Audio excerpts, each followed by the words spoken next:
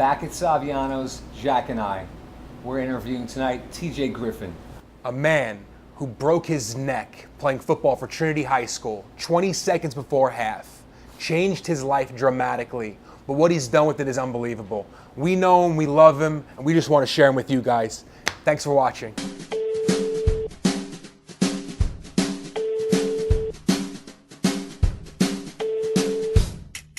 TJ, what happened?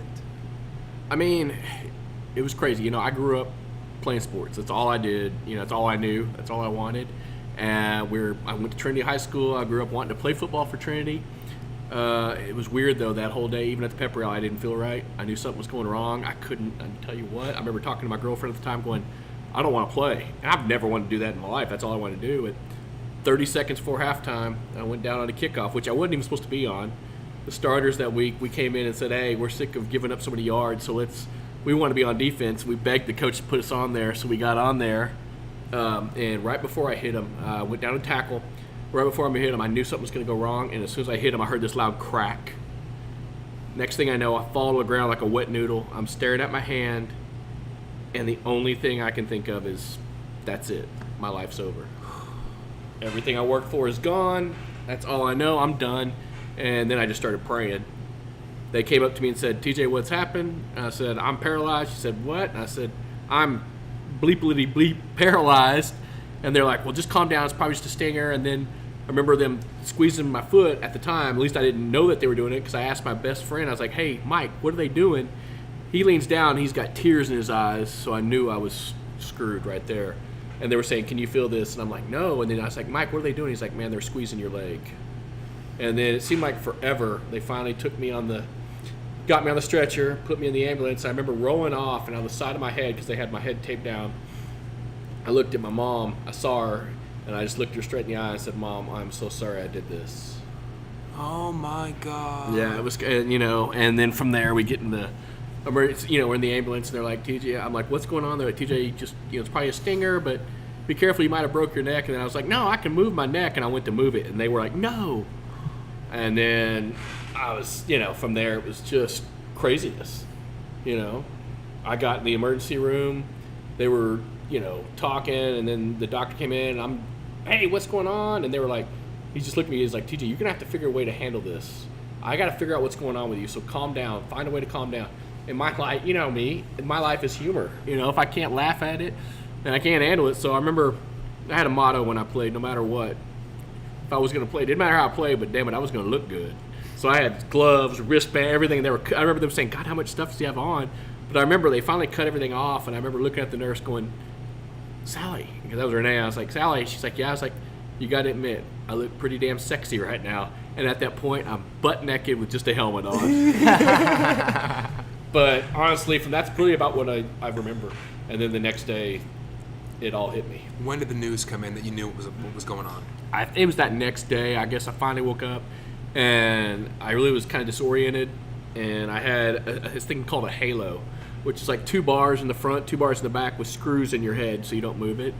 And the doctor came in, and the first thing, hey, let's be honest, I was 18. I felt like I was a good-looking guy and everything like that. I heard you were. Oh, thank you. I tried to be. But, no, the doctor came in, I knew I was paralyzed because I couldn't move anything. And so, but my first question was, hey, Doc, can I have sex? I was not kidding. I was 18. What do you think I'm worried about, man? It was, and he's like, yes, you can have sex. Thank God. I was like, all right. All right. That was it. All right, I'm good. No, but I was like, all right. I was like, well, am I going to walk again? And he's like, TJ, you broke your neck severe. I don't think, I don't know, but I don't think you'll ever move anything again.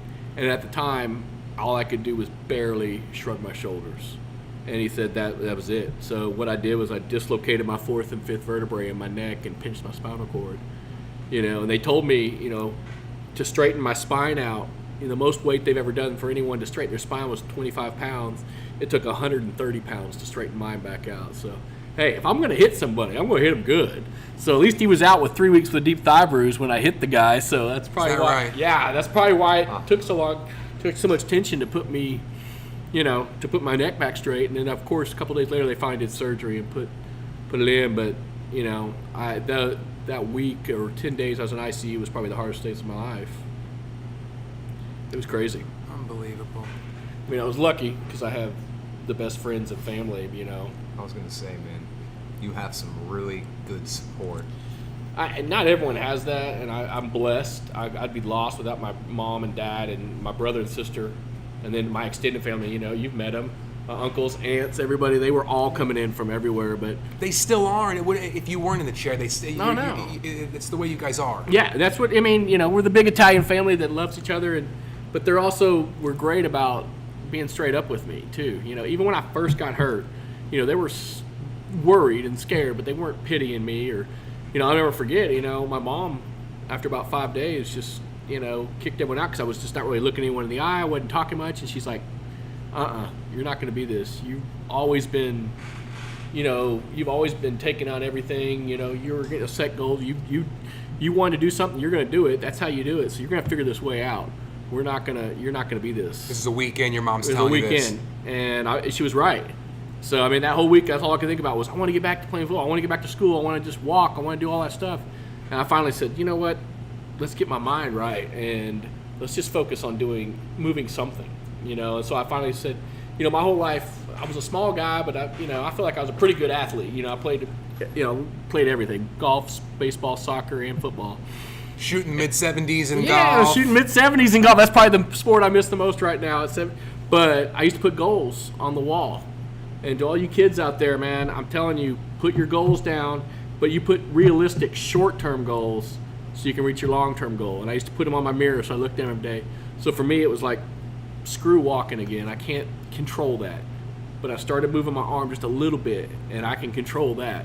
So I worked my butt off just to move my arm a little bit more, and it was like Christmas morning when I moved it more than 3 inches, and then from there it was like, I knew I was heading to rehab and going to live in a rehab for 6 months, and I was like, okay, I can do this. I can figure this way out. I'm going to take it on just like I did being in sports and athletics, is, set the right goals and work my ass off. Tell us about some of the roller coasters you've been through, some of the downtimes, some of the uptimes, And it's life.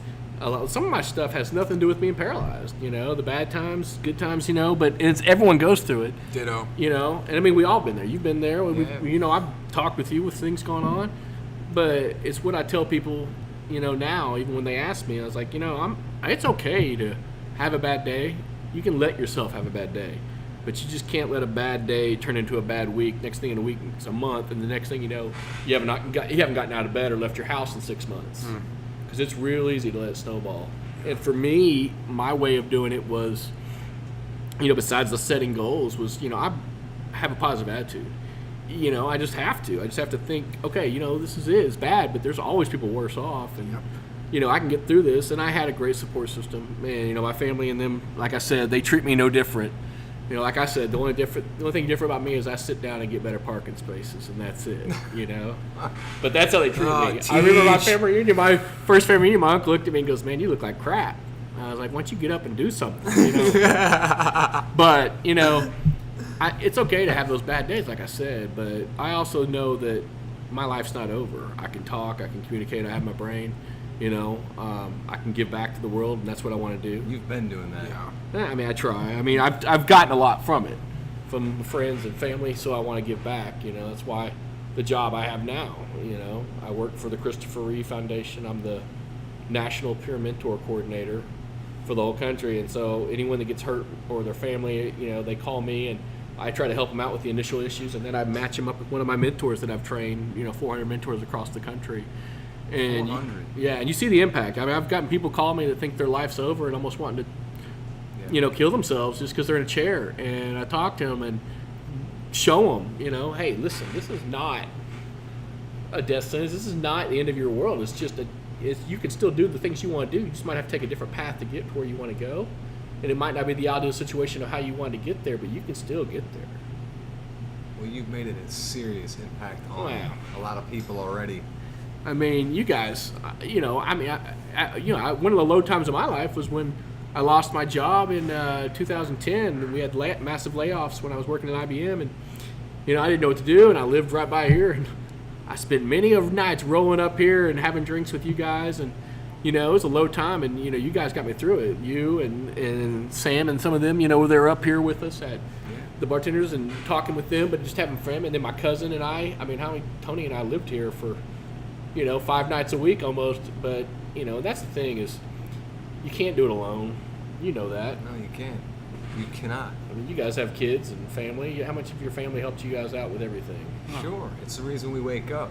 And I can't imagine a young 18-year-old, beautiful guy who's destined for great things, laying lifeless in the middle of 50-yard line on a time when he's not supposed to be on the field, and you come back To be the person you are today, it's like I try, you know, and I honestly feel like I'm the same person. You know, that's what I tell people. Like, the disability didn't change me. You know, in fact, and everyone tells me, you know, like, God, don't you wish it didn't happen? I was like, of course. I mean, I'm lying if I say I don't wish it happened. But there's so many times I can tell you that this thing has been a blessing. Yes.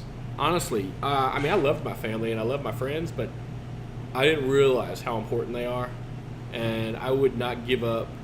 You know, if they told me, all right, you can walk, but you're not going to realize and find that special relationship you have with your family and friends now, I wouldn't do it. I mean, that's how much my brother and sister, I mean, they have been over backwards for me. And it's not just them, my cousins, my uncles, aunts, and then my close friends from, you know, grade school and high school. They haven't left me. You know, a lot of people have friends from high school that they just, you know, they don't really see each other again. Man, most of my friends from high school are like, they told me when I first got hurt, we'll never leave you, we're there, and they're still here. You see him. Yeah, all the time. I bring them, we live here, so we come up. But, and so, yeah, I love my life, you know. Yeah, do I hate the little things sometimes? Yeah, I mean, that'd be stupid. normal. Yeah, but that's everybody in life. I mean, I've been to a psychologist a couple of times, and I remember when I went, the first day, she's like, well, it seems like you have no problem with the disability. It's just you hate your job. You hate doing it. Not my Christopher Reeve job. I love that. This is back then. But I was like, oh, yeah, the cripple stuff's fine. I'm good with that. It's the job and the money situation, and it's regular life, which we all deal with, you know. So if people want to talk to me and say, oh, you're inspired, I was like, that's fine. I'm not here to tell you how to survive handicap. What I'm here to, I'd like to get a point across sometimes is to let people know when you have a bad time or you're hitting those, just don't let it consume you. There's ways out of it. Even if I did the fake it till you make it. I remember being in rehab and people would come in and they gave me the side pity face. Oh, are you doing all right? And I hated that. So even if I had a crappy day and I just wasn't feeling like visitors or anything, I would put on a fake smile. I'm doing great. I'm feeling good. And I noticed they were smiling. They're like, oh, okay, he is okay.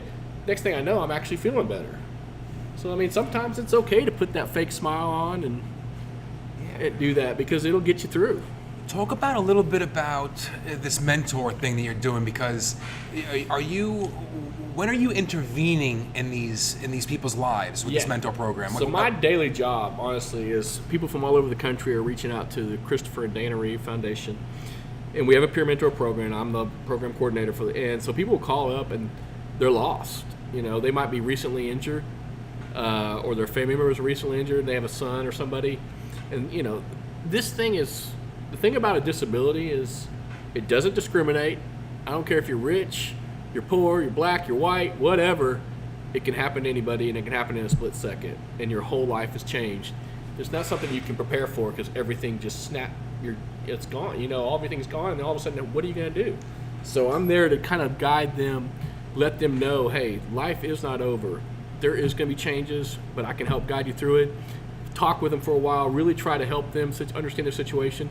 Me understand their situation, and then I try to match them up with some of my mentors that are very similar to them in their level of movement, and their age, and if they're married or they have kids. And these are people. My mentors are people that have been hurt for a while, and they're succeeding in life, and they're just kicking butt. And so they want to give back too. And it's a great organization. I mean, you know, would I love to make more money and do a job? Maybe, but I would never give up my job right now. I see it when in their voice when I talk to them at the end, and they're like, and you can hear them go, almost like, "Wow, okay, maybe I can do this." You know, I mean, people freak out when I tell them, "Yeah, I drive my own vehicle." I'm like, you have no hands and no triceps. I'm like, well, I drive out of the chair and, get in my van. You just reminded me of a big story that you were in. It was Jeez. all over the news. Yeah. You were trapped in a burning car at DFW Airport. Yeah.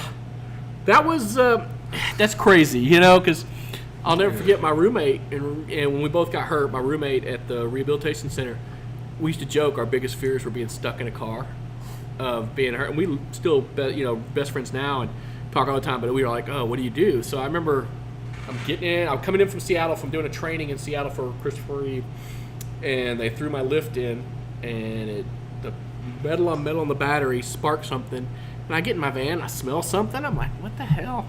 Thinking, it's construction or something. So I move about 2 feet, I look in the rearview mirror, and the whole back part of my van is just inside of it is on fire. And I'm like, oh crap. So I put it in park. I try to unlock my lockdown, but the lockdown electronics are in the back, so it fried everything, so I couldn't take my chair out. Oh my God. So I open the door, I'm trying to yell. I open the window. I can't open the door because my hands don't work. So I roll down the window and I'm just yelling. So I'm in there for like 45 seconds. You can actually see it on YouTube. It's VFW van fire, or DFW airport van fire or something. But you can see me, and then the flames are coming to my head, burn my hair a little bit. They finally, this great guy and this young lady, they pull me out, and about 5 seconds after they pull me out and get me away from the van, the entire van blows up. I was like, yeah. I mean, I remember one of my best friends used to call me and said, "You've got to be the luckiest unlucky person in the world." And I'm like, "Yep, that's about right." Because, I ended up getting pulled out of there. I'll be honest. The girl was cute. I ended up dating her for a little while. I was like, "That's how I meet women." I'm just, but it was meant to be. No, but they, that was the scariest time of my life. But it was just one of those things too that, hey, it wasn't my time, and it was. You escaped. It was crazy. If you can't move, I know your car. Yeah, you can't get out of that car. I'm out. No, I remember the guy's without like, leaving "Why?" the back way. Well, the funniest thing is, so as soon as the guy runs up to the door, he's like, "Dude, get out of the car!" And I'm like, I can't. "I'm paralyzed." He's like, "Oh," because what do I do? I was like, "Unbuckle this seatbelt." He goes, "Now what?" I was like, Get me the hell get me the hell out of here. And so they're like, all right. So he grabs under the arms, the girl helps you, and they just boom, and it exploded. And then honestly, we went back and finally saw it after the firemen put it. My chair was still in there. The chair's gone. Only thing you see is like a little seat about this big. It's burnt up. It's burnt completely gone. There's nothing. The whole van gone. It looked like freaking You brought those apocalypse. people here. No, yeah. In fact, The the first time I met him, of course, where am I going to go? So when I wanted to thank them, they saved my life. So I had Christy and Walter meet me here at Saviano's, and that's of course where I'm going to go. And this is where I came, and my uncles came in. They wanted to hug them and and just tell them how much they were. You guys came over, gave them free food for help pulling me out of the fire. Family, baby. Yeah, exactly. Well, it was didn't amazing. watch the video, so I didn't understand how heroic it actually was. They saved his life, It was man. 5 seconds, man. I remember the heat coming off the ground when it was crazy. But it's funny. They still Walter, before he moved, was here all the time. But Christy still to this day comes back here and eats from coming here. But yeah, I remember meeting him here, and I remember I didn't know how to thank him. But it was I was going to tell you, it's not just the handicap thing. I've got stories of stories. Let's be honest. How many times have I fallen out of my chair and broke a leg or done something stupid? Yeah. Occasionally, maybe I'll admit I've had a couple of drinks in me, but hey, life is fun, and I'm smart about it and careful, but I have a good time. No, your story is great, dude. Everybody's got a story. Yours is your story, and it's a great one. Yeah, one thing I really wanted to ask you about was what you've done with all the things that have happened and what set you apart. And really, I've seen it, I know a little bit about it, but I know there's a foundation that you got involved with. I remember when I got hurt, and honestly, this community, Bedford and Euless, and even South, Grapevine, I was playing Grapevine when I got hurt. They did a lot for me, a ton. And my mom at the time was a elementary school teacher at Grapevine in the Grapevine School District. Huh. And they wrote, the kids wrote letters to me. Stacks of letters. So I remember when I got out, I said, okay, I want to give back. And so I went and talked to them. And I talked to him about what happened to me and kind of how I got through it. having a positive attitude, learning to set goals for myself, and then talking to somebody when you have a problem. You can't do it on your own. And the principal at the time, or the counselor at the time, said, you need to do this for more schools. This is really helpful. And I just wanted to help them, give back. So I did. And next thing I know, I started doing Trinity and and all the HEB schools, and then I'm doing some colleges, and and it was my way of giving back, and also seeing like I could help people. And next thing I know, it's been 28 years. I've probably done over 150 speeches, and I love it. And it's a great thing. But then it got me involved with a program here called the Neuro Fitness Foundation, because you get hurt, there's no place to go except for I can't go to 24-hour fitness. And I do want to work out and stay in shape. I want to stay healthy and live life as long as everybody else.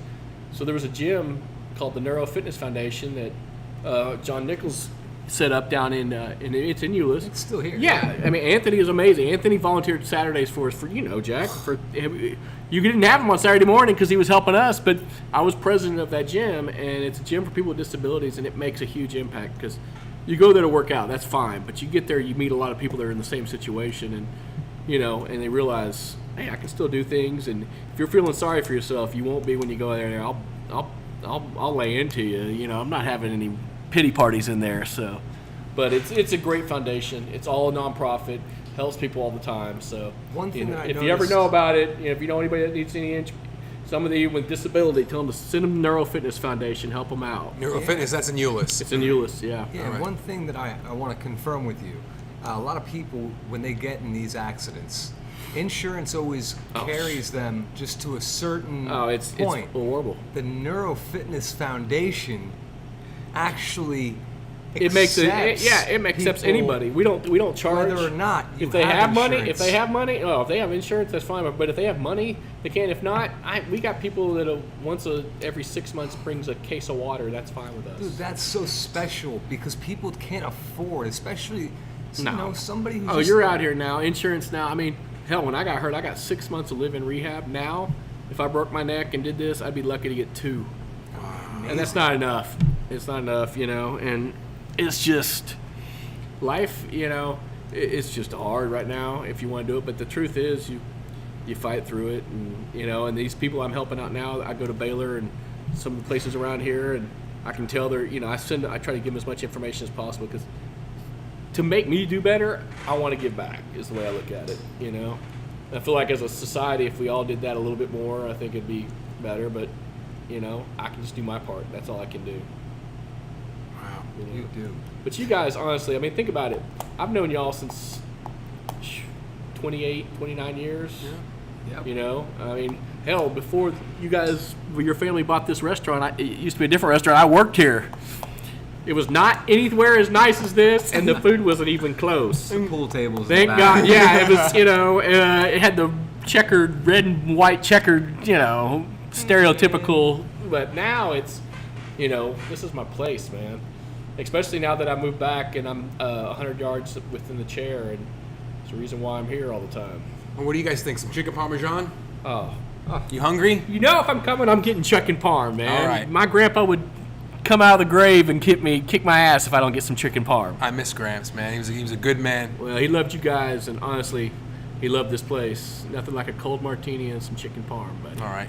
So I'll go cook it up real quick for you, right? Sounds good, man. Let's do this. All right. TJ, man, thank you Anthony, so Jack, much. I love Let's you eat. guys. You Let's guys eat, are family. boys. Let's I'm eat. hungry. Let's do this. All right.